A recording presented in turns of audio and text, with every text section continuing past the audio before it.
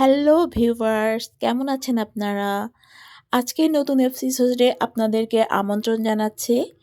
আজকের এপিসোডে আপনাদেরকে যে দেশটি সম্পর্কে জানাবো তার নাম হচ্ছে তাজিকিস্তান। তাজিকিস্তান মধ্য এশিয়ার একটি পাহাড়ি দেশ। এর রাজধানী দুশানবে।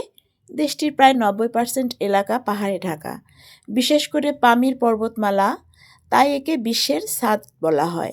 এখানকার সরকারি ভাষা তাজিক, যা ফার্সি ভাষার একটি রূপ।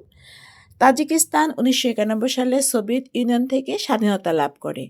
দেশের প্রধান নদী আমু দরিয়া, যা কৃষির জন্য গুরুত্বপূর্ণ। অর্থনীতি মূলত কৃষি, জলবিদ্যুৎ ও অ্যালুমিনিয়াম শিল্পের উপর নির্ভরশীল।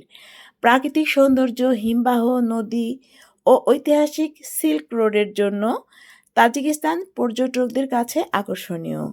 আজকে এটুকুই ছিল আমার কাছে তথ্য তাজিকিস্তান সম্পর্কে। ভিউয়ার্স, আপনাদেরকে পরবর্তী এপিসোড দেখার আমন্ত্রণ রইল। ভালো থাকবেন সে পর্যন্ত। শুভকামনা রইল।